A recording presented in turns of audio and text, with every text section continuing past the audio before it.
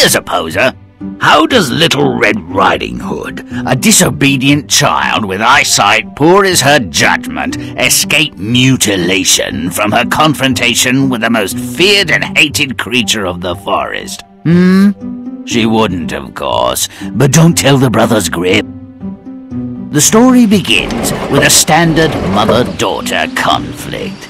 Mother gives daughter detailed instructions and advice, which daughter immediately ignores. Is there a moral here? Little Red Riding Hood, take these cakes and bottle of wine to your grandmother. She's very ill and weak. Don't stray from the path or talk to anyone on the way. With pleasure, Mother. I'll do just as you say. The forest is home to many animals, and not all are fit for pets or food. What delightful and cuddly creatures. I could eat them all up.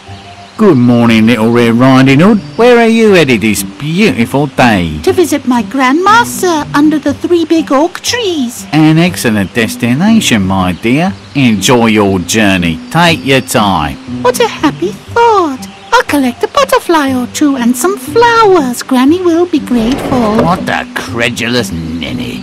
The wolf's already selected Granny for his entree.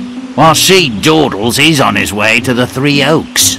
Granny loves flowers. I'll pick a few. She won't even notice if I'm a bit late. Having previously demonstrated the acuity, if not the temperament, of a rock, no one should be surprised that Red Riding Hood is outmaneuvered by the wolf when she arrives at her granny's.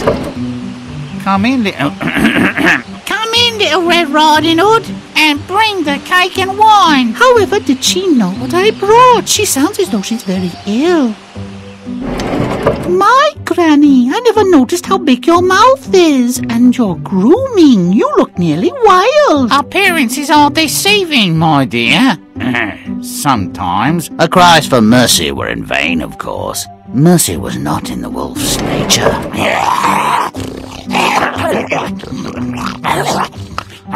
Little Red Riding Hood joined her granny in the dark. I've heard of a room for 2, but this verges on the incredible. All wolves and pythons have more in common than I imagined. Granny? I wonder where you'd got to. I brought cakes and wine. There was a wolf in your bed. What is that smell? Unless I very much miss my guess, my dear, we're in the belly of the beast. Surely not. It stinks worse than our privy. But it's a bit cleaner. That looks like Mrs. Schmidt's arm. Very distinctive tattoo. In perhaps the most far-fetched rescue ever, a lumberjack with an expert sense of lupine anatomy passes by.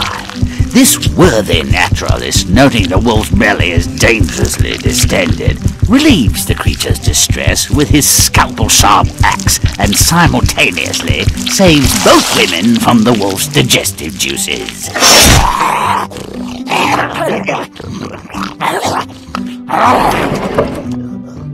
Well, isn't that amazing? What were you 2 up to in there, anyway? Very little. It was quite dark. My ears hurt. The wolf gobbled us up. You can't blame a creature for being hungry. I sewed him up and let him go.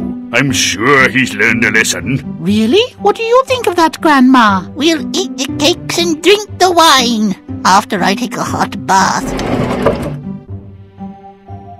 The wolf learned a lesson, all right. They've all got rocks in their heads. What a crock! I mean, what kind of parent sends a child into the woods alone? What child mistakes a savage wolf for her beloved grandma? And nobody dies? If you'd like to add a bit of flavor and spice to this tasteless, if happy meal, play on.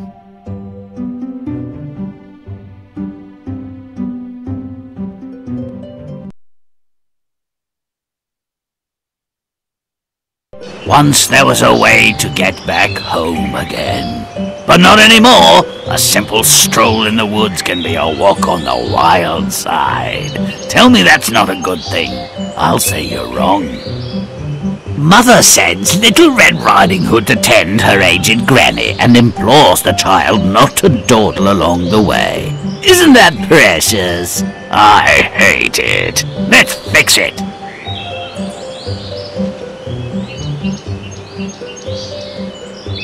Make it!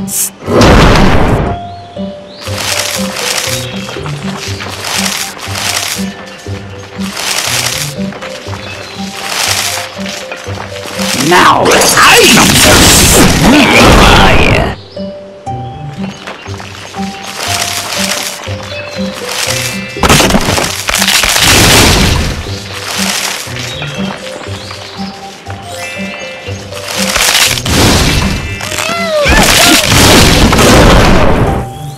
Oh no, it's the fluffy man.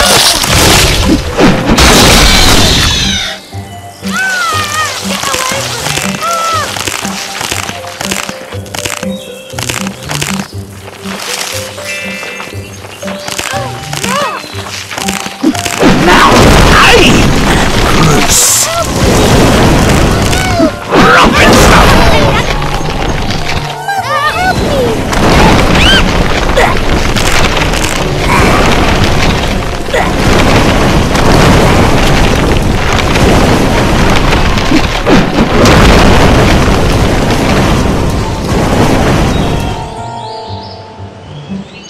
Rumpenstock!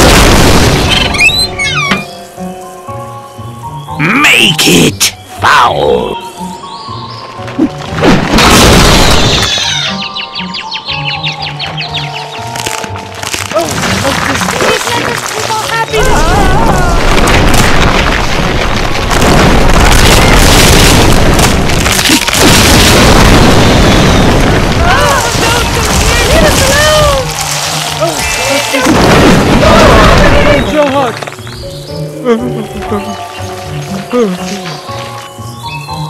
Stomp it! Now who's rotten? We're off to see Granny. If we're lucky, she'll expire before we get there.